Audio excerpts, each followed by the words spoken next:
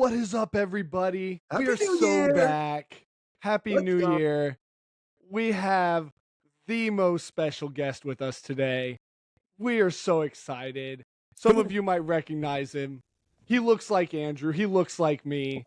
This is our dad, The Kurt. OG Coach Davids. Kurt Davids. Thank you so much for joining us today. If you guys don't know Kurt, if you don't know our dad, he has been coaching at Topeka West 32 years now for the boys and 25 years for the girls. That is quite That's the lengthy that's a- coaching career. That's a lifetime right there. That's a lifetime of coaching. That's true. Now, this episode is awesome to me and to Andrew because when we first started this podcast up, this was like one of the things we wanted to do that we had on our radar right away was we got to have dad on. We got to pick his brain about some things. So this is really exciting for us. And I hope that, we can get some good quality stuff out of this. We are going to split this up into 2 parts. So we'll have one and then we'll have another one to kind of chop it up and make it a little shorter. 2-part episode. How about that? 2-part episode. Nobody wants to sit through an hour and a half long episode, so we're going to split up into 2 45-minute episodes. Math. All right. Let's get this thing started. What do you guys think? Do it. Let's do it. All right, Dad. I got the first question. Lots of questions coming your way tonight, Dad. First off, we want to know you got any feedback? You're one of our only listeners on a consistent basis to this podcast. So you got any feedback for us? Favorite episodes, favorite guests? Do you have any thoughts? Yeah. Initially, I was a little concerned because my agent gives me this link, and I'm expecting the Manning cast. Yet I'm on here with you guys. I'm looking for Eli and Peyton. Here I am. I guess this will happen. I can't even get the Kelseys, huh? No.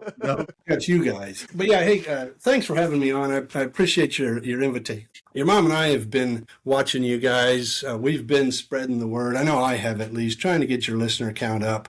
I've talked to a lot of people that know you guys and given them websites and hyped you up. I don't know if it's helped or not, but maybe we'll get there someday. Yeah, I appreciate it. We're really proud of what you're doing. We enjoy listening to you. I've never been a podcast guy until you guys started this up. And I haven't even started listening to other podcasts. You guys are the only ones that I pay attention to. Hey. And so good stuff. I know it's kind of personal because a lot of things you're talking about are tennis related or to your tennis experiences. And that might not reach a huge audience, but I think it'll get out there to people that care, that have an interest in tennis, interest in sports psychology, that kind of stuff. I've got a list of things here as far as feedback goes. Let me see if I can find it. Oh boy, here we go. You guys send me this list of questions. And sheesh. Hey, another thing, your 2 previous guests, excellent job. I hope I can follow in their footprints.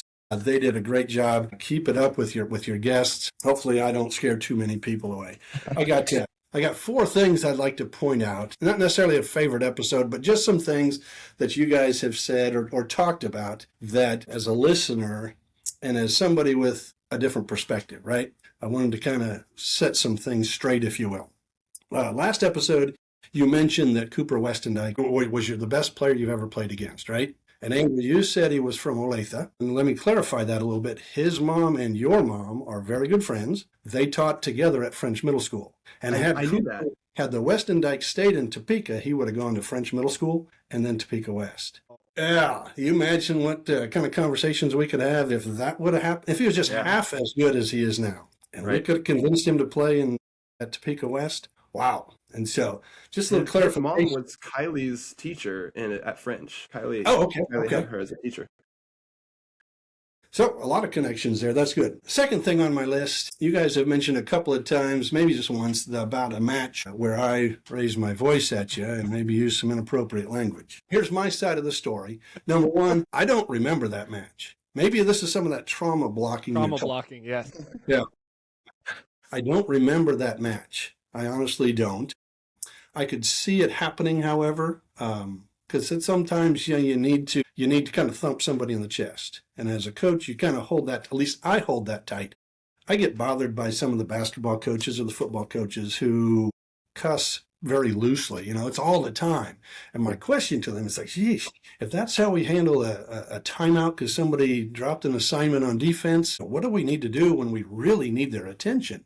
And that's a tricky spot to be in. I hope you're ready for a lot of stories because I got a bunch lined up here. I can tell you one situation where I did use what I suppose you could call inappropriate language, but it wasn't in a heated situation. I don't quite remember the year or the girls, but we had a doubles team that was very good at one point in time. They're the number one seed league, and they're playing Manhattan in the first round. And by all means, we're supposed to win.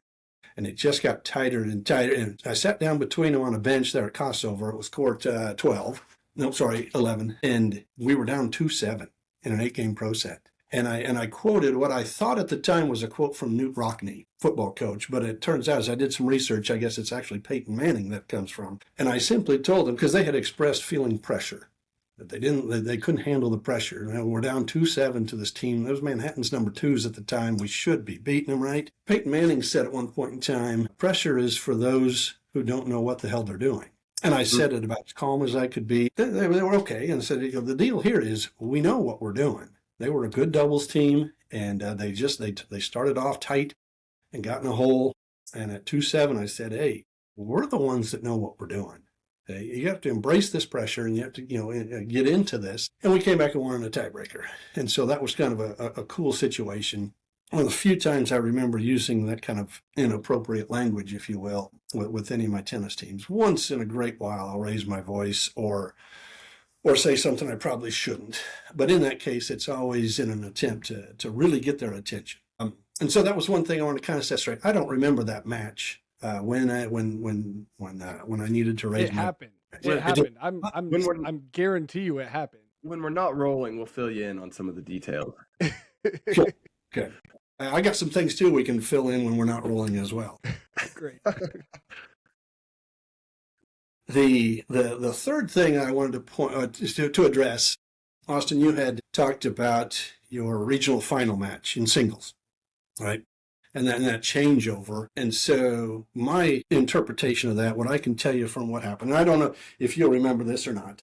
Well, I think my story might be a little off, also because of trauma blocking. Well, that could be. You said that, you talked about how poorly he was acting, and I can't take that away from you. But something to note, you played him the year before, first round at state at Arc City, and you beat him pretty soundly. I don't think I wrote that. No, I didn't write that score down. But you beat him pretty soundly. 6-0, 6-0. Let's just say 6-0, okay. 6-0. And he was the nicest kid ever. In fact, you and Mom and I talked about that after that match. Like, hey, that's a nice kid. A nice player, right? He was a good player. And he was the nicest kid. He was respectful. It was a good, clean match. It was like, hey, that's a guy to keep an eye on, right? And then that next year, your senior year would have been his sophomore year. He beat you in Emporia 8-5 during the regular season, which is why he was the 1 seed at regionals and you were the 2 seed. And then that regional match, you won the first set 6-3, and then you lost the second set 4-6. Okay. You had said that he had beat you real bad. Yeah, I thought he waxed me. It was one break, and then you got the third set 6-0, right? Yeah. So one interesting thing that happened in that, and part of his antics at some point in time, and I don't know why, he called for a line judge, right? Remember that? I don't actually. And he did. And the line judge that went out there to help him was a gentleman by the name of John Padilla. Really? You remember John Padilla? Yeah. Yeah. You used to pull weeds in John Padilla's flower gardens when you were a kid, right? That is true. And your opponent at the time, he didn't know that, right? And so I'm thinking, really?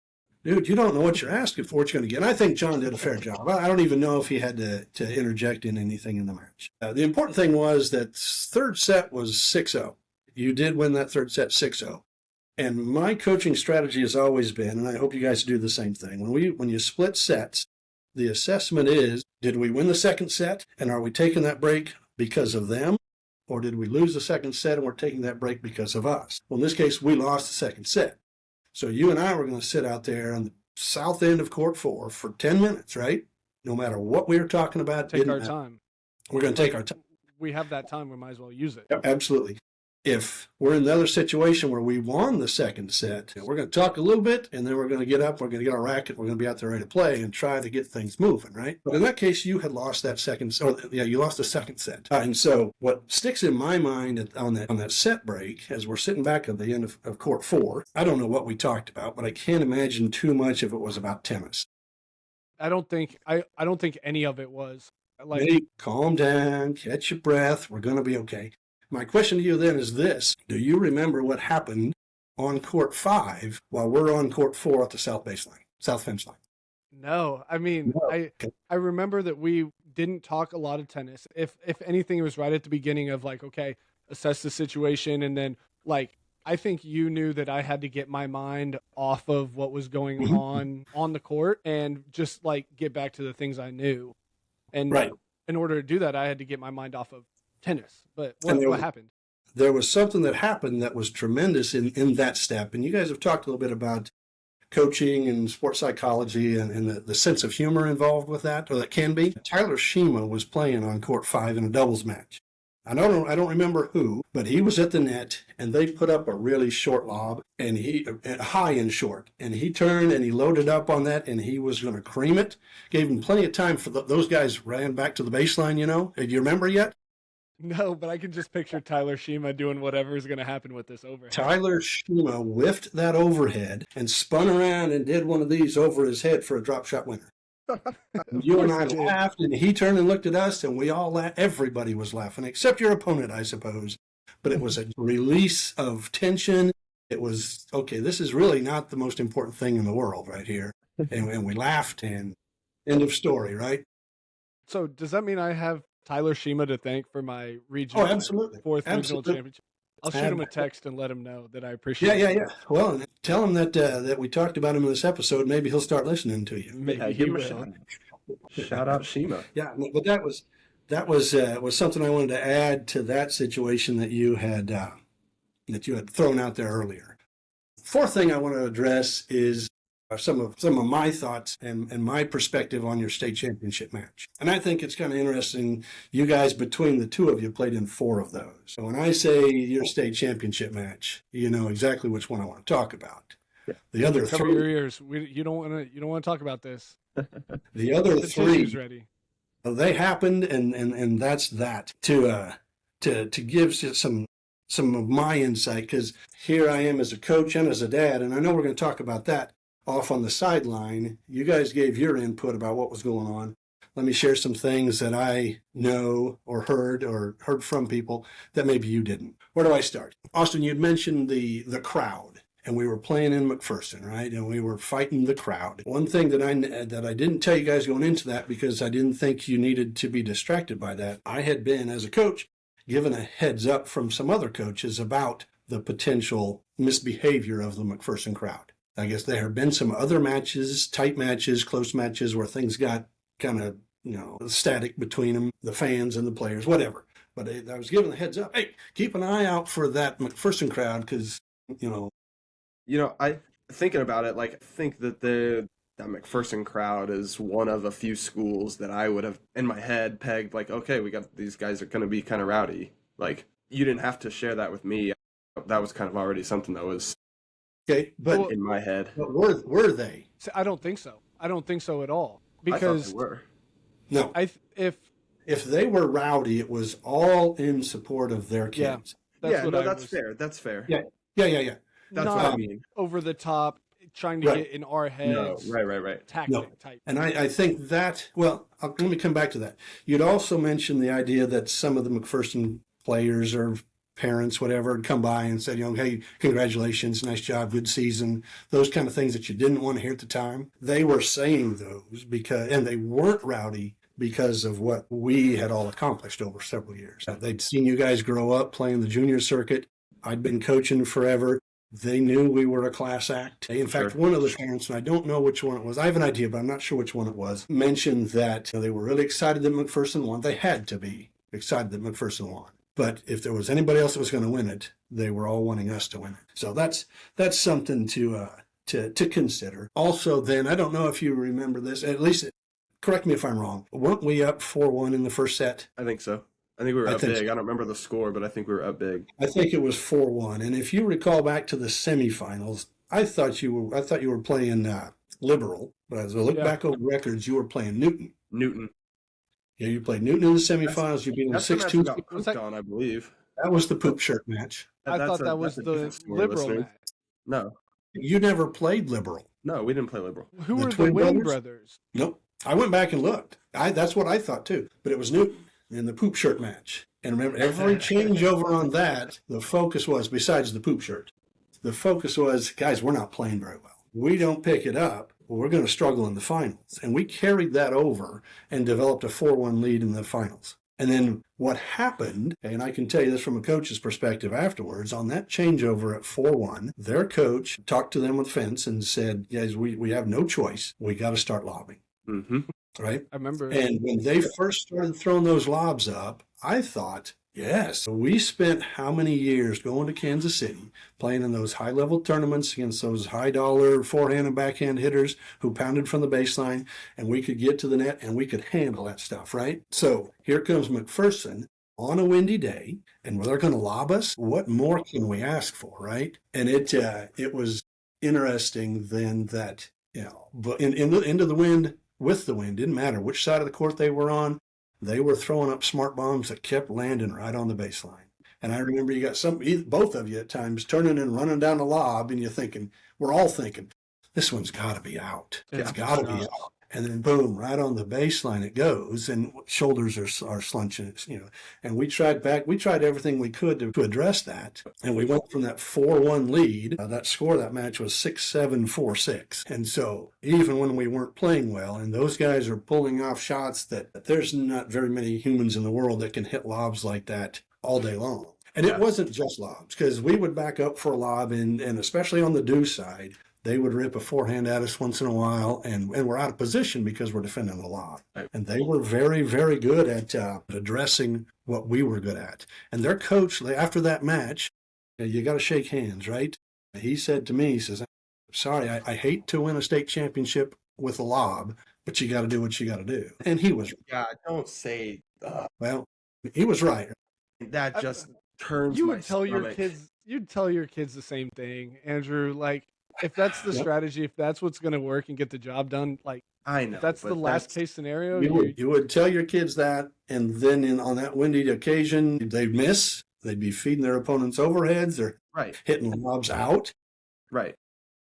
When they went to the lob, I smiled, right? That's exactly what we want. We can hit overheads. You can't hit lobs like that the whole match. No way. So do you think that in that situation, in that match, that we lost the match or that they won the match? Like, because there's a huge difference there between like we gave that to them or they earned it and they just hit the shots. And Andrew and I talked about this. I don't remember a lot of that match, like the actual points and the actual things. I remember them hitting crazy lobs, but I've always wondered, like, was there anything that we could have done, or were they just treeing out of their minds? They were treeing out of their minds, I think. That's my assessment. And it's odd to say that with the lob. But they absolutely, they backed us off of the net. They got us out of position with their lobs. We tried adjustments after adjustments. And I think they won that match. I don't think, and we could have played better. Well, you can always say you played better. But yeah. I don't know. I would suggest we don't lose a whole lot more sleep over that. I know it is. I can also tell you that there was, until match point was done, there was never a doubt in my mind that we were losing the first set. Hey, we're 4-1. We're okay here. Darn it, we lost in a tiebreaker. Okay? And now we're at 4-5, serving to go to 5-all. Yeah. Yep. I remember Andrew. No doubt in my mind, we were with. I remember Andrew being one of the things that stands out is like the positivity of like we might have lost the first set, we might be down here, but like we're gonna get this. Like we're right there. We're next point if we miss a shot, and like you said, up until that last point when the ball dropped or whatever it was, like there was always that belief that some way somehow we're still in this match. Absolutely, no doubt about it. That's good insight. Some things I never thought about or didn't know. Well, yeah, it was some stuff I needed to provide from the coach's perspective. Coaches / parents, I think somewhere around the house I might have a DVD of that match provided by David Stevie. I'm not real sure where it's at. If you ever want to look, we can look. But I can tell you this, that you guys were very appreciated out there on the circuit. People knew what kind of players you were and what kind of people you were. I bet you half that McPherson crowd is watching you in the finals if you're playing somebody else and really, really rooting for you guys. The only people rooting against you would be whoever you're playing against. You know what I mean? Because you guys had no enemies. There was nobody that disliked you. And that was like being your class acts. You treated your opponents with respect. You shook their hands after the end of the match. You looked them in the eyes, told them good job, and you meant it. Yes. Austin, you dealt with it occasionally because there were times you guys played some matches where it was extremely lopsided. I mean, you're playing some guys who are JV players from smaller schools. I don't know, but you kind of struggled sometimes with beating people really bad. You know, beat them 8-0 or 6-0, 6-0, something like that. Dad, I feel kind of bad about that. And it took us a while to get that through to you. Hey, that's what we're here for. Don't feel bad about it. Don't be a jerk while you're out there. Take your hat off and shake their hands and look them in the eye and talk to them after the match. You don't need to make them feel inferior as a person if they're inferior as a tennis player, because that's just where everybody is. The people are in different places on their tennis journey, and you can't grind that into them. Heck, they might have had better ACT scores than you. They definitely did. Probably did. We don't want that rubbed in our face. So, we're not going to rub the fact that we beat them 8-0 in their face. And you guys had a lot of acquaintances out there on the circuit that were rooting for you and appreciated everything you did. Anyway, those are my 4 points on past episodes. I don't know if that clears up everything. I'm sure I'll make notes. Next time I'm on, we'll do some more. We need at the end of every episode, we need Dad listening to it live, and then he just put his face on the screen and he tells us everything that we messed up on. Every incorrect statement. Once every couple of months, we'll just bring Dad on and he'll give us his perspective on our stories and clear up the things that we told wrong or whatever. Well, like you mentioned earlier, we got stories that we can tell each other off the air, right? Yeah. I've got another one about Tyler Shima that I'll tell you sometime off the air. If I haven't told you about that, you will really enjoy. Was it his 400-foot home run that he hit at softball that one time? No. This was at state tennis, probably the year after you graduated, Austin, would be my guess. We'll circle back. To that. Off the air. But in the realm of this podcast, I know you guys sent me all these questions and everything. I made up my own little flow chart. I don't know if you can see this or not, about topics. That's what a T-chart is, right? Topics. Hang on. Leave it right there. We must talk about how to treat opponents, Rubik's Cubes, Mr. Roboto. In the parking lot. That was a college thing, if you remember that. I guess we've already talked about Tyler Shima and how you treat your opponents, right? We'll get to Cat Lightning. We'll find a way to tie it in. Okay. The Rubik's Cube will not be discussed ever. I don't remember what the second thing was, but we'll just. That was Mr. Roboto. Mr. Roboto. I don't know what you're talking about. That's on the list of do not discuss. I saw that live one time, and it's a really good song. It's a good song. Styx, I think, right? Yeah, I think so. You guys are trying to increase your viewership, right? Yeah, we'll you get into that right now. No, it's sports psychology. It's not embarrassing stories about us. That's the difference. Okay. All right. So back on track. Dad, we said that you have been coaching boys for 32 years and the girls team for 25 years. Obviously, that's a big part of your tennis journey, but what's a part of your tennis journey that a lot of people don't know? How'd you get to where you are right now? How long you got? It started, I suppose. Short version. Well, I was born in late 1960. In the late 70s, my parents moved from Norfolk, Nebraska to Baldwin City, which is south of Lawrence. It's where Baker University is at. And we were pretty close to Baker's courts. And growing up, my brothers and I, there were 4 of us total. We played everything. We played backyard football and basketball and baseball, and all this stuff. But tennis had never really crossed our minds. So one day, out of the blue, Grandma or Grandpa comes home with some wooden rackets and said, "Here you go. Baker's courts are right over the hill. Keep yourself busy. Come home before the sun goes down." Okay, so we would get on our bikes right up and over the hill and play some tennis. I asked your grandpa the other day if he remembers that. What motivated you to buy tennis rackets for your kids? Was this a garage sale? What was the decision that led you to bringing us tennis rackets? Unfortunately, he didn't remember. But that's kind of where it started. Here, kids, here's some wooden rackets. Go away, keep yourself busy. And so the four of us started playing tennis on Baker's courts in 1979. I was getting ready for seventh grade year. Your Uncle Scott was ready for his freshman year. We did a couple of things through Baker University with Jim Irick. He was our coach at the time. And so we kind of got started that way. Your Uncle Scott made the varsity team as a freshman. After we moved there in the beginning of the summer, then the next spring, Uncle Scott's on varsity, and he thought that was pretty cool. And then he kind of football stud athlete, fantasy tennis. He kind of irked me a little bit because we all started playing tennis at the same time, and now all of a sudden he knows how to play tennis. You don't know anything more than I do. At any rate, he played 4 years. I played 4 years. Your Uncle Paul played 3 or 4. Uncle Corey played 1 or 2. I was the only one of the 4 that went to state my senior year. Stud athlete. Fantasy football. And we went to 4A state our senior year. After I graduated, I played 2 years at Butler County Community College. Your grandma had driven me down there for kind of an interview and to check a couple things out. I met with the tennis coaches. I hit with the tennis team. I also met with the theater department because when I was in high school, I did Spotlight and ran lights, the techie side of things. And I left Butler County that day with 2 scholarship offers of the same value. I couldn't do both for more money. It was this amount of money for one or both, right? And so it was tennis. It was as much of a free ride as a guy could get at JUCOs back then. It was either tennis or it was theater. And I had to make a choice because I probably didn't want to do both. And so I chose tennis, obviously, which was a fortuitous bounce, I guess. 2 years there, I had an offer to continue on at Kearney State, which was University of Nebraska at Kearney back then. They didn't want to pay me much in scholarship money.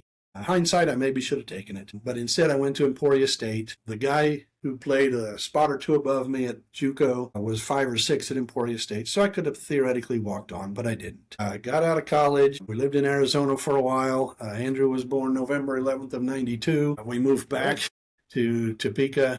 We moved back to Kansas then that next fall. We were back actually in June for a wedding and interviewed at Topeka West. From what I understand, I was the last person interviewed for my job out of 50 applicants, and I'm the one that got out. Tell me how many teaching positions get 50 applicants nowadays. That's what I was thinking. No. Holy cow. That's what I was told. I had some tennis background, and so here I am now as a biology teacher and as a tennis coach, right? I took over for a man by the name of Corey Wilson. You guys know Coach Wilson. He had coached for 16 years prior to me getting there. I took over the boys. He kind of kept going with the girls, and then I took over for the girls in 2000. And I'm still there. The pressure that came with that, and here I was not fresh out of college, but fresh in the teaching realm. When I was in high school and playing JUCO, I didn't pay a whole lot of attention to the mental health, to sports psychology, even coaching and coaching strategies, right? I wanted to be a teacher, but that coaching kind of came secondhand. I took over for Corey Wilson, and I inherited a couple of extremely successful programs. And it's tough. We've seen some examples of it recently where a coach gets hired to replace a legend, and that makes it tough, right? Sometimes that's a real struggle for who to replace him. Corey Wilson's teams were so successful. Let me give you some examples. He had a girls team, I want to say 1985, but I'm not sure. Undefeated state champs, which means they didn't lose to anybody else except themselves in any tournament through regionals and state. They placed first and second in singles, first and second in doubles at state. Wow. Undefeated girls state champions, right? Also, it might have been that same team, but Corey has told me this before. Shawnee Mission East, you guys are familiar with Shawnee Mission East. Yep. Very good program. They, I believe, were featured in Sports Illustrated. They have a section like Faces in the Crowd, or maybe there's even an article. They had at the time the nation's longest dual match win streak at Shawnee Mission East girls. Yep. Well, guess who went over and beat them? Topeka West beat them. Yeah. And so this is the caliber of program that I'm taking over as a newbie teacher and as a newbie coach, wide-eyed and scared, right? And I'm just hanging and clawing and scratching, trying to keep things going and not be the guy that ruins everything, right? And it's been very tough. Corey had set a very good foundation.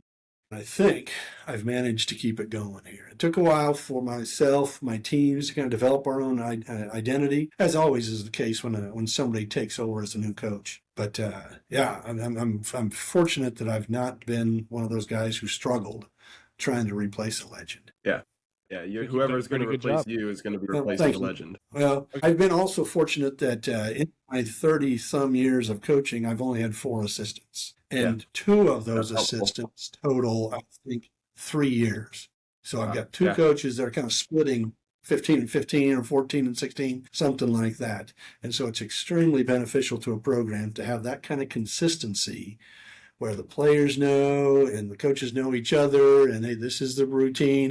In fact, a lot of times at our parent meetings preseason, I preface it by saying, hey, if you've been around for a while, we're doing the same thing again. It's the same old, same way. We've got a system that we think is successful. Kids kind of understand it. Coach and I work together. And it's worked well so far. Somebody's going to replace me here in a couple of years. I don't know who it is, but if anybody important is listening, Sean Daniels, the guy who's my assistant now, he's ready. He didn't know anything about tennis when he started, but he dove in. He attends conferences. He researches things. He learns as much as he can. He's even playing tennis now, and so he's the perfect guy that you would move into that spot where he knows the system and he knows his tennis. Going back to one of Austin's earlier stories, he doesn't have any DUIs, and so I think he's an excellent candidate. Dad actually does listen to the podcast. I'm impressed. He's done his research. Don't know how many people are going to line up to take my job, but Coach Sean Daniels, he would be a good choice. And I know I don't have any say in that, but I hope for the benefit of my program and him and my players, our players, that he takes over. The real question is, yes or no, does he listen to the podcast? Because if the answer is no, then he needs to find the highway. Okay. He tells me he does. Okay. We'll give him a pop quiz next time we see him. Okay? We'll just drop something in there. And how long he might was be this episode for you as well? That's true. Future head coach Sean Daniels. Maybe you could welcome him after he gets hired to replace me. There we go. I like it. Okay, back to the coaching, and another question here for you. What was the hardest part about coaching your own kids? I at some point hope to be able to coach my kids as they grow up and hope to play tennis. What was the hardest part about coaching your own kids? Well, I want to turn the tables on you here too. When I get done, I want to hear from you what was the hardest part about playing for your dad. Because that's a two-way street, and you guys need some input as well. And my response might sound like a cop-out, but I don't recall any hard parts. One of the things that was really nice about it, and you guys will remember this, all those tennis tournaments we played in, we'd drive to Tulsa, we would drive to Springfield, we would drive to Omaha, wherever, even in Topeka. As just your parents, your mom and I couldn't coach you at all during the matches, right? And so we'd get in the vehicle and we would go, we'd drive wherever, the hotel, we're driving home, whatever the case may be, get eating some food, I don't know. And that's when we would coach you.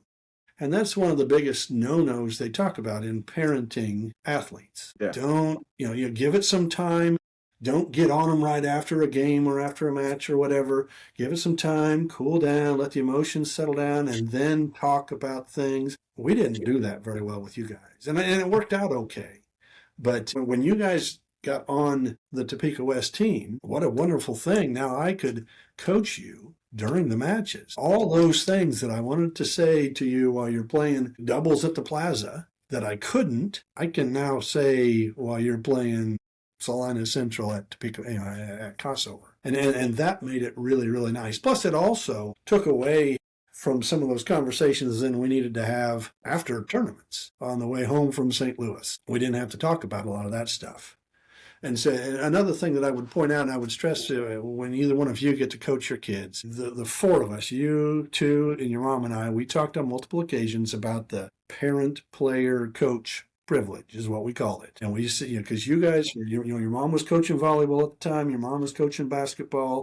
Well, I'm coaching tennis. You guys know the tennis teams. You know exactly who we're talking about. You know mom's volleyball players. And mom and I, like adults will do, we're talking about things, and this kid won't learn how to hit a volley, or, this kid's driving me crazy. these other things that we're talking about our players, you guys are hearing.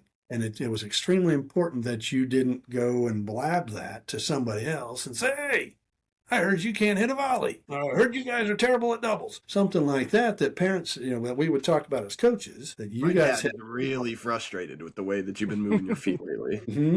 Had that privilege ever been breached, we would have had some problem. And so that's an important thing to stress is that, hey, kids, whatever you're hearing, that's confidential information. And it could be talk about a lineup. Hey, I might try putting these guys in doubles. This kid in singles might give us a better option here or there. Well, there's so many things that get said behind the scenes there that as our children, you were privy to. But and we appreciate the fact that didn't get back to anybody. And so, I hope that's not a cop-out. I really enjoyed it. One of the other things that I would throw out there too in this conversation is I made it a conscious effort because I knew you guys were going to play for me. There was never any doubt. And we knew early on where you were going to be on the team. You're going to be up towards the top. And everybody on the team knew that. That helps. There was never any doubt about where you were going to end up. And that helps too then with a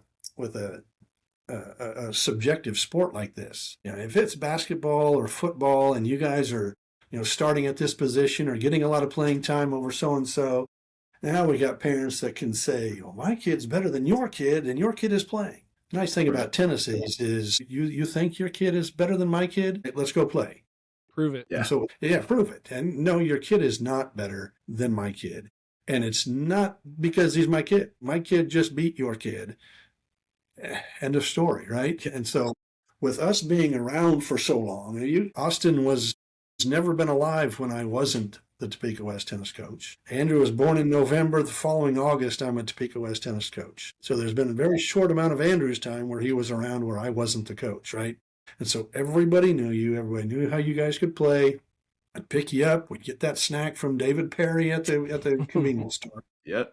And we would sit down and you guys would do your homework and then you'd go play some tennis. And everybody knew you and they knew how good you were. I never heard a thing about any kind of favoritism where I was accused of playing you guys over somebody else in any kind of position. And something else that factors into that, and I would encourage you guys to consider eventually, I made a conscious effort to try to treat everybody, all my players, like they were my own kids. I had the same expectations for their attendance and tardies in class, and I still do. There are other athletes at our school who aren't held to those standards, and sometimes our tennis players get frustrated with that. But if you can't get to class on time, you're not going to play. If you can't keep your grades up, you're not going to play. And when those conditions are outlined and set out there, and I'm going to treat you guys like that, and I'm going to treat number 12 on varsity, and I'm going to treat number 24 on JV with the same conditions, and I'm going to care about your grades, and I'm going to care about how everything's going. If everybody is treated like one of my kids, then when my kids come along, it's not that big of a deal. Yep.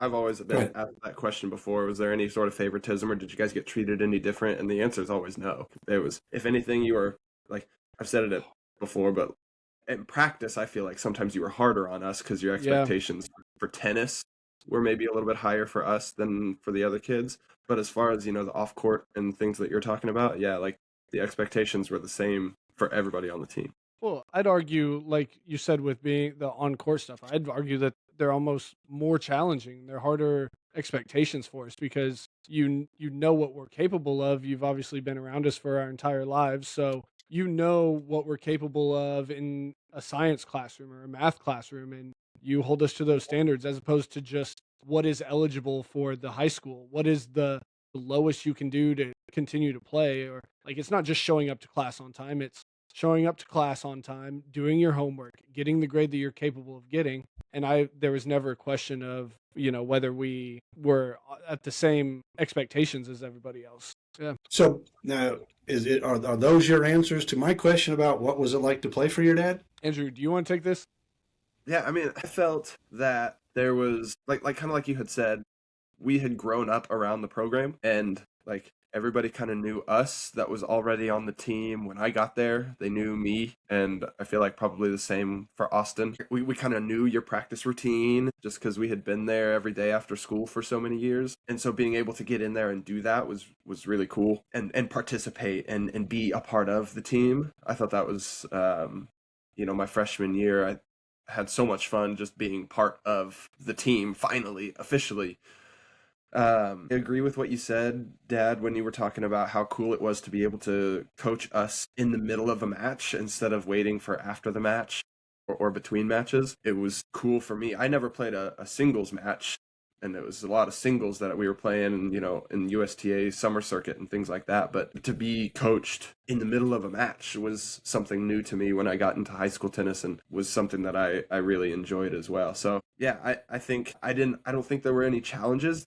If anything, one of the hard parts about it is that we never got away from it. Like at home, it was still tennis. Like we talked a lot about tennis, and I'm not even saying that was bad. Like I enjoyed talking tennis. I enjoyed getting your insight on, what seed are we going to get going into regionals, and why, and who, the indirects and all of that from the records perspective. And I think that's kind of one of the things that makes me good at doing that now as a head coach, is because I got that insight from you when I was younger. But I don't think that there were any sort of real challenges or any difficulties with it, other than the fact that it was all the time. Like tennis was a lot of the things that we talked about, and that wasn't bad for me. So I don't know. Keep in mind too that you guys both played a little bit of high school basketball, and then you ran cross country as well. Right.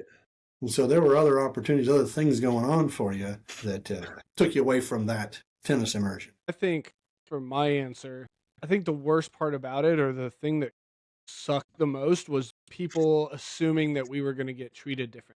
Like when people found out that you were our coach, it was the same question from everybody to start. Well, or like they just almost assumed that we got special treatment. Or when they find out that, we play number ones or whatever it is, like, oh, it's because your dad's the coach. Or it's the same thing with like when we were in your class.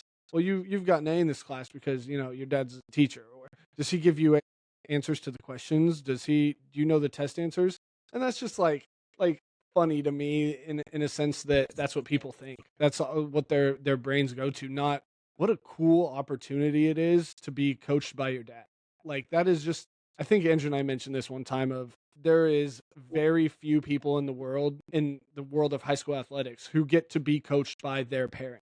And I think that is like incredibly awesome. Just all the things that we were able to learn and take from it. Yeah, I agree. Another thing that I would add, and I don't know if you guys thought about this much as you went through the program, or if you've been around long enough to see it in effect now. In my tenure at Topeka West and on the high school circuit, there were multiple coaches out there that were coaching their own kids. Some examples. You guys remember John Markham from Goddard and his son Kyle? Right. Yeah. That was a big part of my approach on things, was seeing those guys. We can talk about Mike Gall. He had a couple of twin sons that played at Celeste. Yep. Kevin Hedberg had Trevor Hedberg that played for him at Washburn Rural. And so I saw those things. I saw those coaches, and I saw the enjoyment that they got from their kids being successful. And those kids were always respectful, and everybody loved them, right? All the players, the other coaches. They just fit in real well. And as I'm going through those cycles, I'm getting questions from other coaches because they know I've got kids, right? Oh, so your sons are going to be up. They're going to do this. Who's here? Andrew's going to be what? Austin's going to, and so that was kind of an anticipation up until high school, until you guys got there.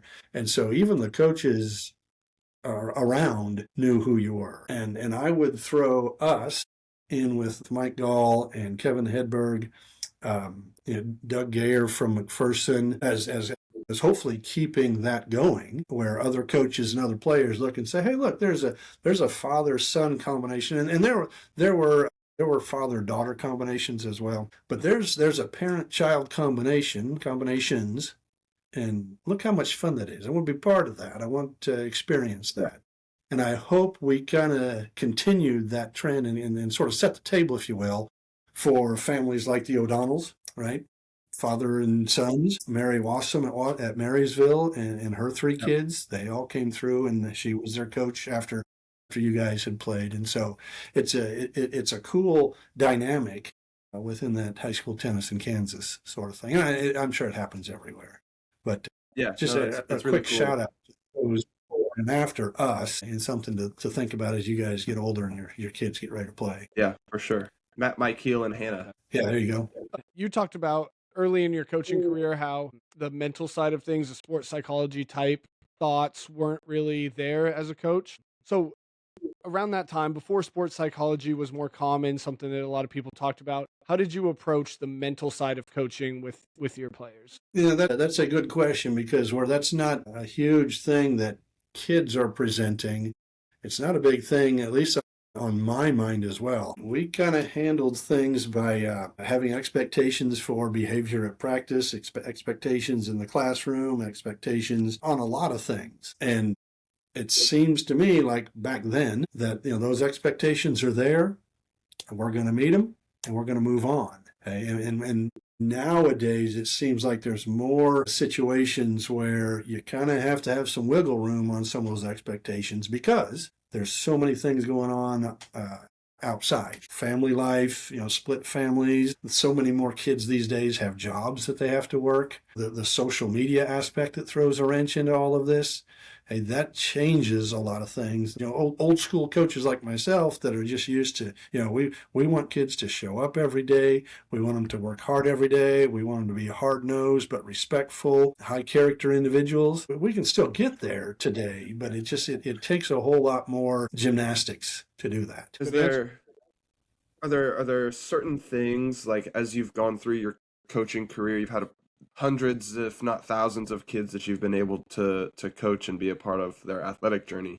But are there some traits that you saw through those athletes for the ones who had long-term success? Maybe not in tennis specifically, but success academically or in other sports. And then maybe also the kids that didn't see that success. I think when you expand that success beyond tennis, I think you absolutely have to include the skill of communication, the skill of dedication. Tried out for this team. I made the team, so I'm kind of committed to being there. And again, you want to take out tennis, you want to take out the team, you want to put in algebra class, or you want to put in an ACT test, you want to put in a job. And I think that sometimes that stretches kids thin, because, hey, coach, I got to leave practice early today. I got to be at work at 5:15. And as an old school coach, it's like, we're supposed to practice till 5:30. But then, how do you really be hard-headed about that when these kids are trying to do what needs to be done to help their families survive, and to pay their bills, whatever they need to do to function like that? And when a kid's not, I shouldn't say fully committed to tennis, because you can be committed to tennis and still have jobs. You guys did that. It's a challenge for me to recalibrate my expectations to, here's what we're looking for from tennis. Here's what I'm looking for you as being a citizen, being a person. And then I understand you've got these other commitments as well that you've got to commit. That's good. I want to know, in the 30-some years, 20 to 30 years that you've been coaching, where do you think you've grown the most? And what aspect of your coaching, maybe even your personal life, your teaching, in those 30-some years, where have you grown the most since you started? I think in meeting kids where they're at, and again, that's a cliche, but we all do it in everything we do. And it's not just kids. Whatever personal relationships we have. If we're working retail at Home Depot, we got to meet customers where they're at, right? And then, so we have to assess that. And where are you at in your home life, in your classroom life, in your tennis life? And then what can I do to push or to pull you forward to where we want you to be in any of those categories, right? I think I've gotten better at that. Because again, old school, you gotta go back to the day where everybody showed up for practice every day. And they're there till it's time to leave, everybody, every day. And I don't have to worry about kids not being able to go to this tournament because, here's our schedule. Oh, you're available for all of them? Yeah, coach, I committed. And so now we got, a lot of things that we got to work around. And it would be really tough to not be able to do that. Dad, I want to know, and I know that Andrew can echo my feelings here. We obviously appreciate everything that you and Mom did for us when we were growing up as far as tennis goes, and giving us the opportunities to, you know, play and travel and play these tournaments and just expand our knowledge of the sport and make us good human beings as well. What was the hardest part for you and mom? Like as Andrew being a parent here and, you know, having kids that are growing up, what was the hardest part for you guys during that like younger tennis playing journey for Andrew and I? Because I'm sure it wasn't easy, you know, traveling on weekends, taking off work and doing all these things. Like I kind of want to hear from your perspective what that was like. First of all, we both really enjoy. And looking back, now, had you asked me that question while we're in the middle of all of that, it may be a different answer, right? But I look back and I think of a ton of fond memories, and it was a lot of fun.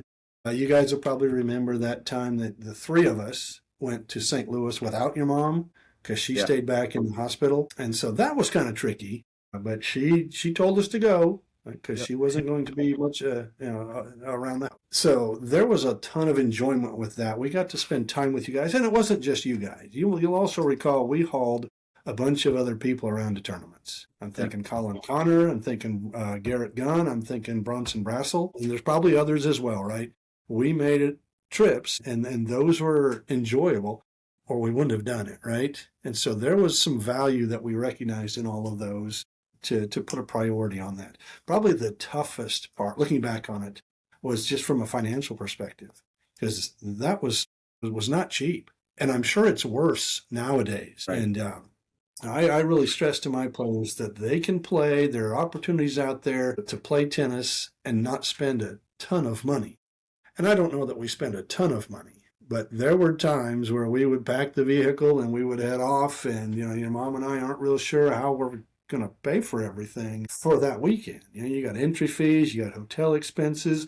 We tried to stay with family members wherever, whenever we could to try to trim down those expenses. But you know, in hindsight, it was worth every penny from the experiences that we got and how it's contributed to you guys in your growth. And I would hope, whether it's tennis or gymnastics or volleyball, that when your kids get into that age, by all means, get them out there on the road, take their friends, load up the vehicle, laugh and giggle, and dance to Mr. Roboto every chance you get. What is he talking about? Really Why does he keep bringing this up? Oh, wait. This is crazy. That was on a fishing trip, wasn't it? No, you are getting senile in your old age. I still don't know what you're talking about. This is... It was not a fishing trip? Is that what you're saying? I still don't know what you're talking about. I don't know what you're accusing us of, but whatever it is, it didn't. Denial. It's not just a river and... Yeah. Hey, again, we're working on building your viewership, right? So now we're going to be able to message the people that have video proof of that and say, hey, look, we talked about that incident on this podcast. The only dancing video that I can think of that exists is when Andrew and I absolutely kicked ass at the family dance revolution, whatever it was. Now I know we were on the floor rolling, we were jumping over each other. The final countdown. That video, the final countdown. Yes, I know that video exists. I know. Back here. I know. I'm not as funny as they are.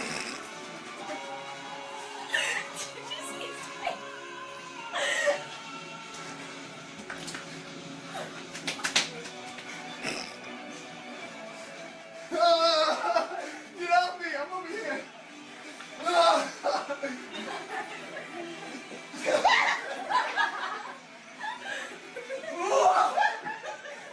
That it does. Crushed it. Any other video, if it exists, it's just as good as that, or it doesn't exist. There's no in between. If there's a video. Don't understand how you can deny one video of a dance to a song, but then claim wonderful success to another one. Like, what? We wouldn't dance on video? There's no way that, hypothetically speaking, if that is referring to our younger age of this thing happening, there's no way that cell phones could have recorded video at that point. And if it wouldn't be very good quality, so therefore it'd be fake if somebody were to come up with this video. AI generated. AI is powerful. It's like Bigfoot. Nobody ever gets a good video of Bigfoot. There's only one good video of us dancing, and that's the only one. Okay, Dad, one of my favorite questions to ask to our guests is about not related to their sport that they coach or that they're involved in. So, as a tennis coach, what is, in your opinion, what do you think is the most important non-tennis skill that you want your athletes to leave your program with? I would say the ability to communicate. And I'm not saying just with tennis, so non-tennis skill. I want my students to do the same thing. And that is the ability to communicate. In that same breath, I would say to advocate for yourself. And I think tennis is a great way to teach that. And I try to stress it in class as well. But, there's tons of communication that happen in a tennis match. Just in the match, not practice, not team meetings, that kind of stuff. But in a match, there's all kinds of communication that need to happen for that match to be successful, right? We have to call a score. Somebody's got to call a score. And if you're not going to call a score, I'm going to ask you to. And I can do that politely. I don't need to be a jerk about it unless you absolutely refuse to call the score. Then I might need to be a jerk, right? So just calling the score is communication. To be able to say that loud enough that your opponent can hear it, maybe somebody on the sidelines too. That's an important skill to have. Well, we got to call the ball, right? And we need to call that ball either visually, one way or the other, or clap a racket, something like that, or out. That communication is there, and we've got to be comfortable with ourselves to simply communicate like that. And so if we can do that on a tennis court, then we get into a situation in a classroom and, hey, we're not sure, so I'm going to raise my hand because I have a question, right? Or somebody's doing something that maybe they shouldn't be, or, and it bothers it. We've got to be able to communicate, because if we just stay silent, you can't do that in tennis. I'd like to see more silence on a football field or a basketball court, because it seems like everybody wants to scream and yell and communicate, right? Right. In a non official way. A couple of situations like that, a couple of examples on the communication front. And I know a guy who, as a young man, was shy in a sense, and he didn't want to communicate. And we would show up at tournaments and stuff, and maybe the courts are full and there's not any, there's two guys on that court, but we need to go warm up. Well, what do we got to do? We have to be able to communicate and say, can we join you? Simple question like that. Can you mind scoot over so we can hit some ground strokes here? Something like that is all it takes, right? Now, this guy I'm talking about has grown up to be an excellent communicator, and he got there eventually, but that was a skill that we had to develop, right? Along with communication. His identity will forever remain a mystery. Yeah, I'm so curious who you're talking about. No clue who that guy couldn't be one of us, right? Wait till we get off the air. Also, part of communication is asking questions, right? If you're not sure of something, then you got to ask a question. And I'll give you a situation here. I had a girl player several years ago who wasn't a bad player. She hit nice top spin. She could come over the top of the ball on both sides, right? She played singles, and she was doing okay. She wasn't great, but her senior year, so we're 4 years into this tennis stuff, right? I talked to her on a changeover late in the season, and what she needed to do, in my opinion, was to keep the ball deeper in the court, keep that opponent back a little bit, try to get her back on the fence, right? So we need higher balls. We need more topspin. More topspin lets you hit the ball higher and harder. Let it push, bounce that ball in the back half of no man's land. 4-year tennis player, she looks at me and says, "What is topspin?" Love that. And it was, I didn't know, you do hit topspin. So it wasn't like we were introducing a brand new skill to a senior tennis player. She could do it. And all 4 years then, as I'm saying, we're talking about topspin or showing it or commenting, complimenting, she's letting that term go. She doesn't know what it is, although she can do it. And so what should have happened, the very first time she heard somebody say topspin, what is that? Yeah. What is topspin? Oh, well, it's when you come over the ball and you're going to spin it this way.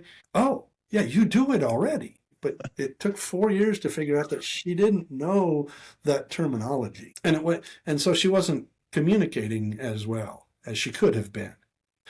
At any rate, that's one of my things. Sorry to interrupt, Dad, but that's one of the things in my classroom that I have to hammer home with my kids. That's one thing, like non-chemistry skill, that I want them to leave my classroom with, is the ability to ask questions. Like, if you don't understand something, chemistry is not easy. if you don't understand what I'm saying or why something works the way it does, like raise your hand and ask me a question, or come and find me outside of class and ask me the question if you don't want to do it in front of your peers. Like that's a hugely, wildly important skill that kids either have or don't have, and they need it. Well, and it's not just asking questions, it would be answering questions as well. Sure. One of the things in my classroom, I try to establish this safe environment because, anatomy and physiology is just loaded with terminology, and it's a repetitive terminology. So that same term still means, it still means, it still means. And so we do a lot of just rote memorization like that, and I ask for responses.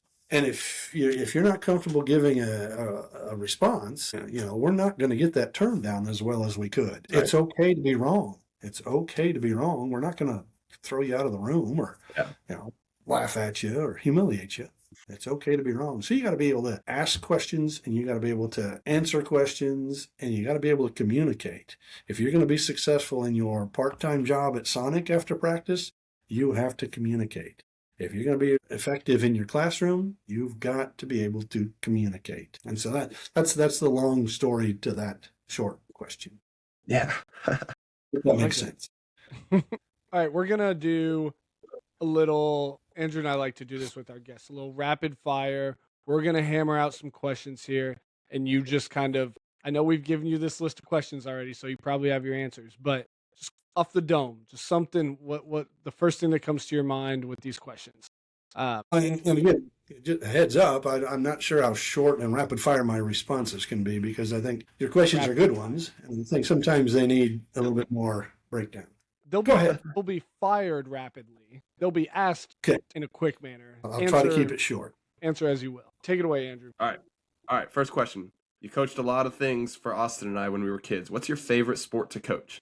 Well, obviously tennis, because I play it and I know it. And so to watch you guys grow in that is fun. One of the best things about tennis is watching that personal growth and development, not just in you guys, but in everybody. But yeah, you're right. Basketball, we played football, we played soccer, we played baseball. Of those other sports, and gosh, I almost hate to admit this, I kind of enjoyed coaching you in soccer. No. Simply because I didn't know much about that, and I was kind of starting to figure some things out. And then you guys stopped playing soccer. But beyond, I think we had a future in soccer. I think if we would have still don't know what soccer, offsides is. Exactly. I was getting close to that, to figuring it out. And then you guys quit playing soccer, so it's still a mystery to me. All right. What's the hardest part about being a coach? Well, let me circle that one around too, and give you what I think is one of the best parts of being a coach. And one of the things that I really enjoy after being around for so very long is seeing former players still playing tennis. I've played with them. I've played against them. I see kids out playing tennis now. I've got a kid, you and I both know who we're talking about here, a teaching pro who was dead set on being a soccer player when he was in high school. And then I couldn't get him to play enough tennis, and now he's making a living at it, right? To see those kids come by, boys and girls, doesn't matter, to still be playing tennis, and it's reassuring that, yes, I didn't ruin them. Tennis is such a captivating and magical kind of sport. Everybody should be playing it. They fell in love with it, and I didn't scare them away. They're still playing, and that's what I think is one of the best things about being a coach. One of the hardest things is probably trying to get things calibrated in a sense where my expectations and the players' expectations and parents' expectations all kind of mesh so we can make forward progress. It's easy for me to look at somebody and say, that kid's got a lot of potential. With this, and this, they could be a pretty good tennis player. Well, that same kid is playing soccer and football in the fall, and they're on the bowling team in the winter. And so this, and this are probably not happening. But when we show up to a meet, and now mom and dad expect, and we're trying to calibrate and get all those factors in place are tough. Another thing I would throw out there, and you guys will see this as time goes by, one of the hardest things I've had to deal with as a coach, when you've been around forever and you get to know these kids and you go to their weddings, you kind of also need to go to some funerals, whether we're talking about a dad or, a parent passing away, you show up to those to be supportive. The hardest thing was probably going to the funeral of a former player's infant son, that's brutal. Yeah, that's just brutal. But that happened and it hurts because you care for the kids. And that goes coming into one of the best things about tennis. Dad, what is the best advice that you've ever received at any point in your life? From a coach, from you, from grandma and grandpa, from Andrew or I? We could have given you some really good advice at some point. And you cannot answer with using Nerds gummy clusters as fishing bait. That's doesn't count. Yeah, we all know how that worked out. I got that advice from somebody just the other day. Let me stay with the tennis thing here. And I can't give you any specific lines, best advice where Coach A told me this, here it is, right? I am more of a visual kind of guy. I learn by seeing, by doing things. And so let me give you a couple of examples of seeing what coaches have done. And I'm going to start with one. Well, actually, you're going to know both of these coaches. I'm going to start with a coach who was a former student of mine, coaching a completely different sport. Michael Williams. Remember Michael Williams, basketball player, played in college, and he was at the time he was coaching basketball at Highland Park. And one of the things, we were at a game, Highland Park was playing Topeka West, and I do the scorebooks for the boys basketball team, so I'm watching this happen. JV basketball, and Highland Park's got this kid who, for a variety of reasons, basketball's probably not his future. Bottom line, JV, he's number 8 or 9 off the bench, but Michael Williams, the head coach, was coaching that kid as hard as he possibly could. And it didn't matter where he was on Michael's roster. That kid was important to Michael, and he deserved just as much encouragement and instruction and constructive criticism as the starting point guard. And that really stuck with me. Like, man, I'm not sure I do a good enough job with that. Those bottom level kids, they need it just as much. They may not be a state qualifier. They might not even be a letter winner someday. They need it, and they deserve it. Okay, that's part of the plan. And so that was one thing I took from Michael Williams. The other thing, Kevin Hedberg. When I first started, I had experiences with Washburn Earl when I was in high school, certain thoughts and images that they presented. And so here I go into Topeka coaching against Washburn Earl, and I'm still carrying some of that. And it turns out that Kevin Hedberg was a wonderful individual, and what he had his best in his mind was what was good for everybody. And it took me a while to adjust to that. One of the things that he really encouraged, and you guys benefited from this, was that tennis surpasses the city of Topeka. And tennis is a lifelong thing, and we're going to make good friends, and we can all get better if we're all involved. And had he not had that attitude, had he had an attitude like, we're Washburn Earl, and no, we're not going to practice with you, and no, we don't want to see you because we're not going to help you get better. We're just going to kick your butt and move on. You guys would not be good friends with Bronson Brassel. Yeah.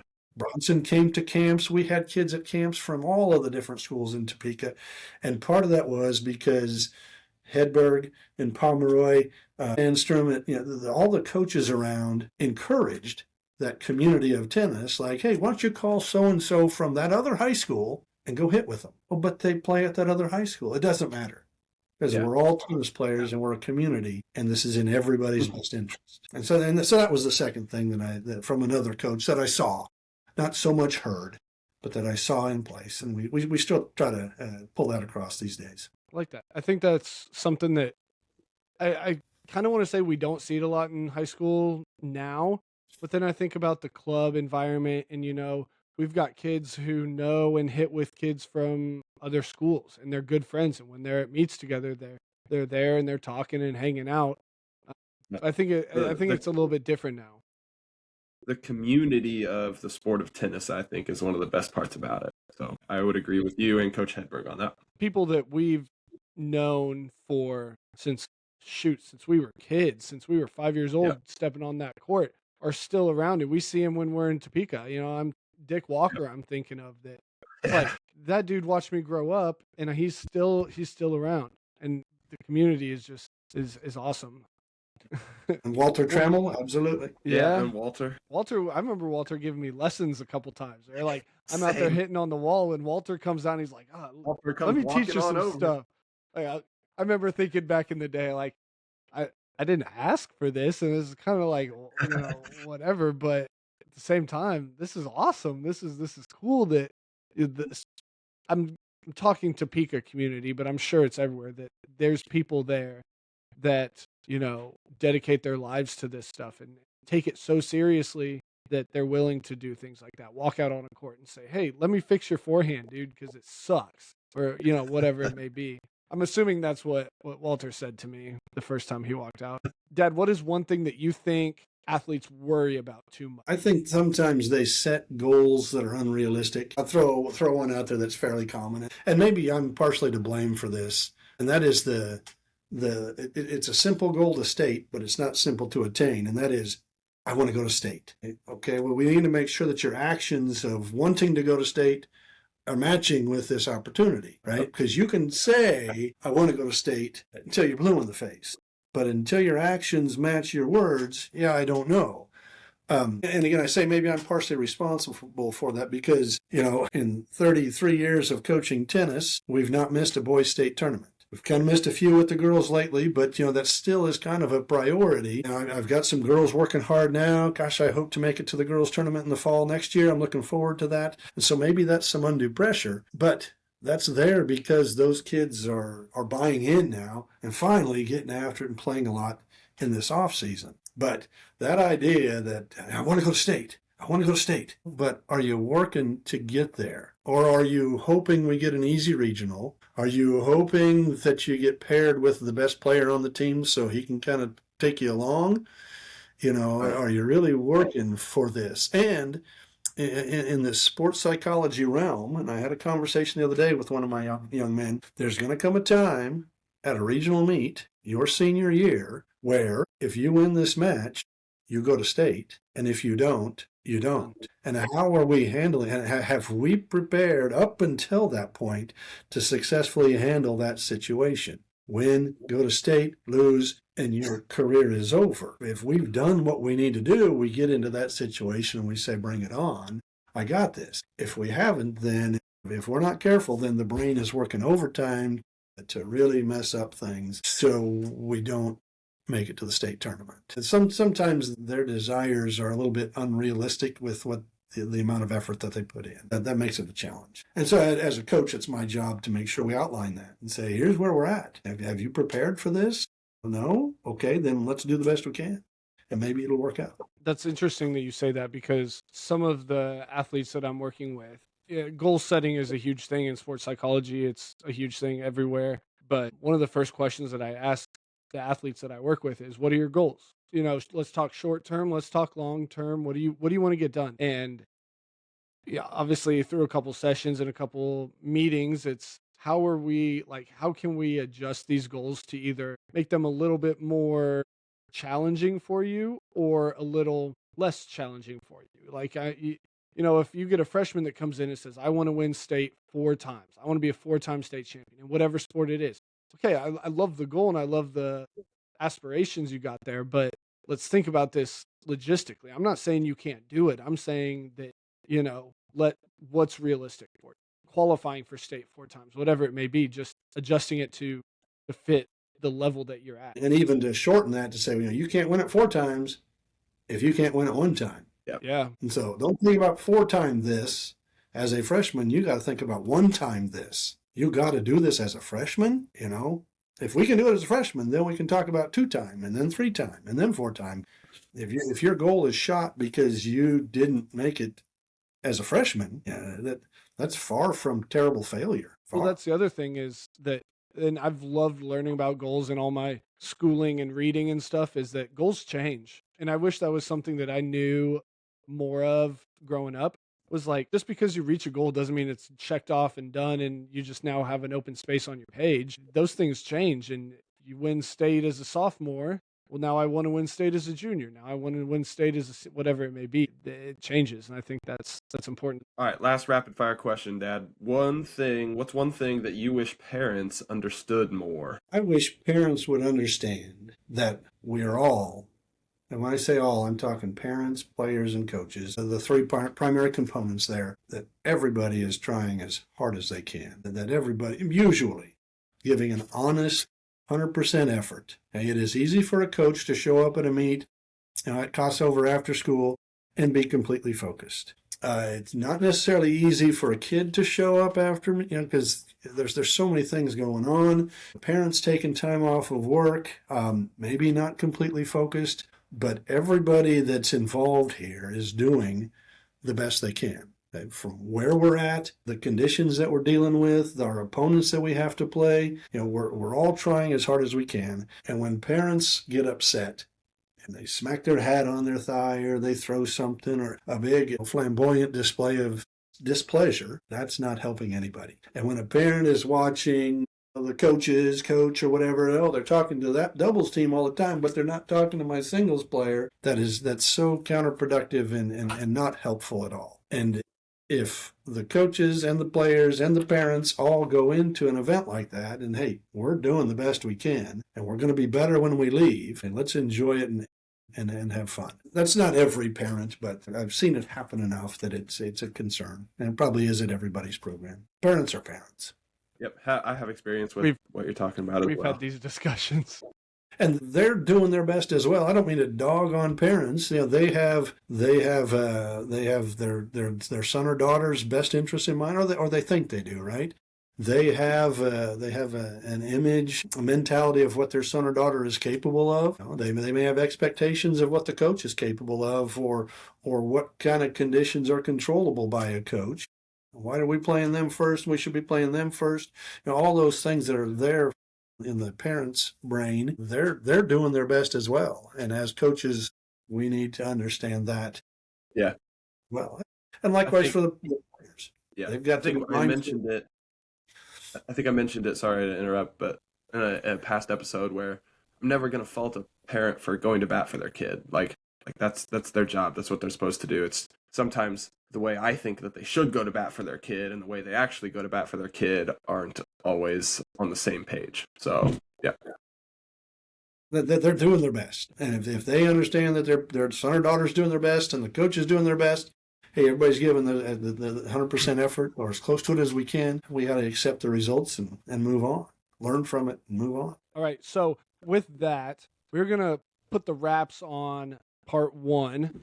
We've got so many more good questions to ask and so many more good answers to get, but we're gonna save that for part 2, which will be our next episode. We appreciate everybody tuning in to this. Please, if you want more, listen to the next episode. Listen to part 2. Dad, thank you again at the end of the next one. But thanks for our listener for sticking around for so long and then listening to all these stories. This is what I mean. Stats. When I said earlier about this being personal, for the three of us to be having these conversations is extremely relevant to us. Gosh, we hope that it is to the listeners as well, right? That they've got some investment here and that there's something that they can take away from it. Even if it's just knowing us personally or knowing our background and our history or being on our tennis teams. I don't know. But right. Hopefully it's beneficial. I need a stat tracker of how many people click and then they hear my voice and they're like, yeah, screw this. And they leave, or something like, oh, this isn't relevant to me. I'm not listening to this ever again. In an hour-long episode, how many people make it past 30 minutes? How many people make it past 20 minutes? I want these statistics to better the content, Maybe you need to brainstorm about improving content, like, I don't know, fireworks or flashy music or dancers or something. I don't know. I'm going to run the fireworks.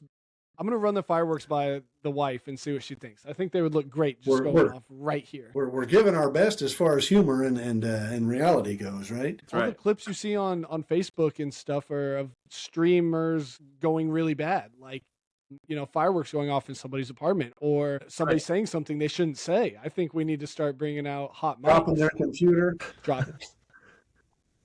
Yeah. It won't happen again. It's supposed to be magnetized, but it obviously demagnetized. All right, we are going to wrap it up, and we will see you next time on the next episode of part 2 of Set Point Sessions with Kurt Davis. Absolutely. Do it.